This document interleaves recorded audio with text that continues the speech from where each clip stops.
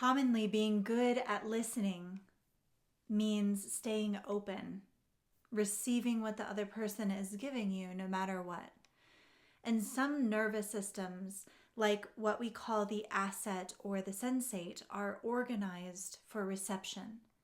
They register tone, posture, breath, and mood before words arrive.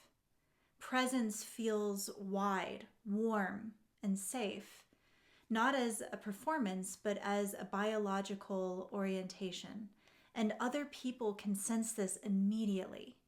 They relax, they open, they tell the stories that they've been carrying. This kind of embodied empathy is real, but without structure, it turns really porous.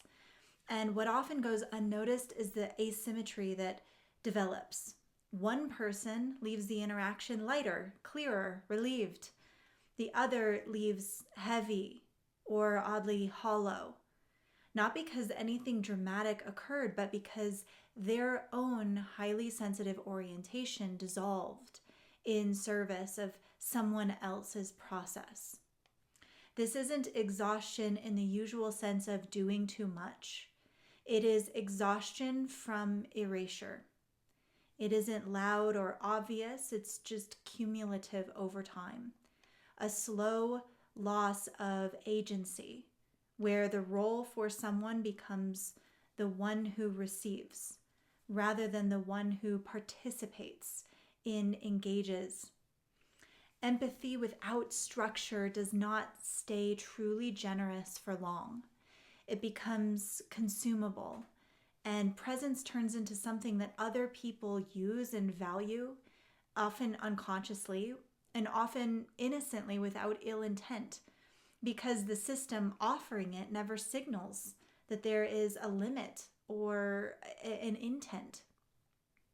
First of all, before we go further, pause this video and go down to the description below if you're curious how your nervous system tends to organize in moments like this, whether you widen, merge, brace, disappear, or take over.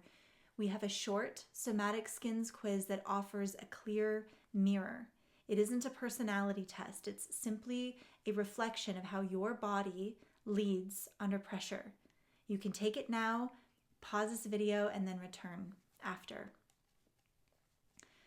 One of the reasons that the pattern of listening deeper persists is that there is a payoff for the empath. Empathic systems often receive currency that doesn't look like power, but it functions like it.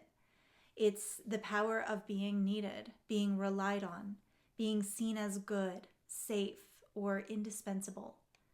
Conflict is avoided. Peace is restored. Disappointment is postponed or avoided.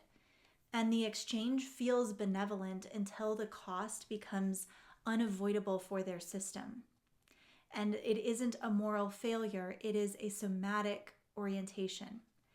Every system, every nervous system learns how to get paid in belonging, resources, or contribution. The question is whether the currency is chosen consciously. At low capacity, the highly sensitive or empathic system mistakes merging for care. Sensitivity slides into absorption of the other person, their energy, their moods, their problems, and over listening replaces leadership. In time, the body signals the problem. It shows up like fatigue that never resolves, moods that shift without clear cause, loss of vitality, or a sense of being strangely absent from one's life. The issue isn't their empathy or their sensitivity. It's empathy without somatic or structural sovereignty. The shift out of this pattern rarely happens simply by better language or leadership alone. It happens through the body, by raising the standard. Because presence is not binary. It's not something that you either have or you don't have. It's something that can be regulated, like a dimmer switch of what we tolerate or don't tolerate. It can be turned up or presence can be turned down. It can be intentionally narrowed when an exchange requires more direction. When structure comes online somatically through the spine, the back line of the body, the placement of the gaze and therefore the flow of attention and breath, something important changes. Listening no longer collapses the self. Attention stops leaking. Words land with more clarity and less effort. This is where interruption becomes a wonderful embodied tool. It becomes possible without hardness. So today I want to talk about the art of interruption. And interruption in this sense is not rejection or shutting off the other person. It's orientation to value. The distinction of this might be easier to see first outside of conversational or coaching contexts. When teaching yoga, I never subscribed to the idea that whatever someone wanted to do in class was automatically correct for them. Students were always free to choose their own practice, but sometimes they were doing something that would actually injure them. They were playing to a pattern, consciously or unconsciously, and maybe didn't realize. And it was my job to interrupt there too. Not abruptly or publicly, or even all at once. So I chose an intervention, the art of interruption, embodied interruption that was graduated. First, a general verbal cue to the whole room. If that didn't land for the person, I would stand beside them and repeat it quietly or again.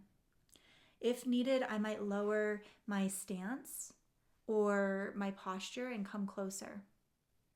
Only in cases of real risk would I speak directly to them, maybe even put a hand on people I knew, and ask them to bring their knees down or check in briefly after class. Almost without exception, people were grateful because they weren't there to hurt themselves. They were there to learn and deepen and grow. So interrupting the pattern was not an imposition or rude. It was a part of the service. That's important to note because that same principle in the art of embodied interruption applies everywhere else too. Okay, for my practitioners out there, in coaching and facilitation, the art of interruption is the tool to reach for when sessions run consistently long, when stories repeat without resolution, when emotional discharge replaces movement. And you can see whether in your own body, your own felt sense, or in those in a group where people feel almost held hostage to the stories and emotions and looping of a few in the room. This is when the leader, you as the coach, must take responsibility and not take responsibility for the other person's sense of completion in their story, but instead hold the container, the sense of responsibility to the container that makes growth possible. I remember a moment with a client who was once again looping in an emotional vent kind of story that, while true, wasn't something that they wanted to orient their life around anymore. So mid-sentence, I did one of these. I made a timeout gesture, something we had already agreed on as part of how we would work together. And I said, I'm going to stop you right there for a moment. I care about you as a human, because care for the human comes first, right? That part's real. But there was also candor, and that's when I shifted the focus. This is the story you said you didn't want to keep telling about who you are, what's not possible for you, and what you're not capable of. You see it, yeah? And in that moment, they realized the story wasn't needed. And I knew as the coach, the story wasn't needed to understand what was happening in the pattern. And more importantly, the space with me wasn't there to rehearse the same pattern again. It was there to interrupt it, to create the pause where awareness could return. That is the art. This is where many empathic leaders, including experts in modern somatics, get confused. They believe that their job is to keep people comfortable, to make sure no one feels cut off, unfinished, or disappointed. But comfort is not the same thing as care, and being liked is not the same thing as being of deep service. Leadership is not in service to immediate relief. It is in service to the greater aim, what I call the greatness within. When those two things, immediate relief and greatness, come into conflict, interruption becomes an ethical responsibility rather than just personal preference, because it'll restore direction to the session or the container. It protects the thing, even the group dynamics, that we all named as important in the first place. Sidebar, I tend to prefer that when this kind of art of interruption is pre-negotiated, not as a contract, but as a relational agreement of what can be expected, like what I expect of the client, what's required for their growth, and what they can expect from me, and how interruption serves growth rather than undermines it.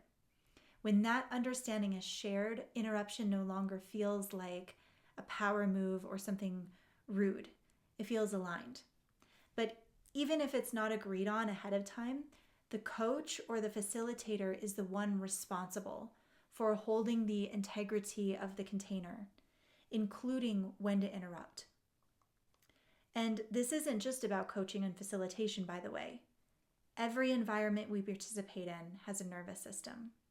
And every person who enters that environment is shaping that system, whether intentionally or not.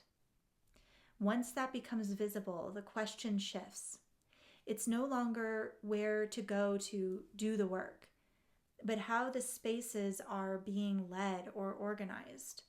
Conversations, teams, relationships, creative collaboration. Attention starts to matter, pacing, silence. So does the willingness to redirect, the art of the interrupt, when openness turns into drift or intensity masquerades as depth. Now, I'm not just saying this for facilitators who have that in job title. This is also an invitation for all of us to recognize that facilitation is already happening. If you are a founder, a partner, you lead teams, you're an artist, a coach, friend, in any space enters carries a tone, pace, energy, permission, pressure. Whether it settles or fragments, deepens or stalls, depends less on what is said and more about how that space is held and honored. Being aware and responsible of that is listening with high consciousness. Your empathy doesn't need to disappear for your leadership to arrive. It needs both. It needs structure to serve the way that it's meant to. This is where the warrior, the sage, the shapeshifter, and the empath lead together as one. If you're interested in training this capacity more deliberately, the ability to sense and hold subtle rhythm in yourself and in the spaces you lead, to balance structure and sensitivity with clients, to hold direction and deep listening as a leader without collapsing into dominance or passive diffusion, there are two simple ways to go deeper. One is through our books, The Somatic Skins and Becoming the Grand Formidable. I'll link both below in the description. The other way to deepen in this work is to join us for a season in the Prestige and experience everything I'm talking about for yourself. If you've made it this far, thank you. Please do consider liking and subscribing. It helps the channel out a lot, and I'll look forward to next time.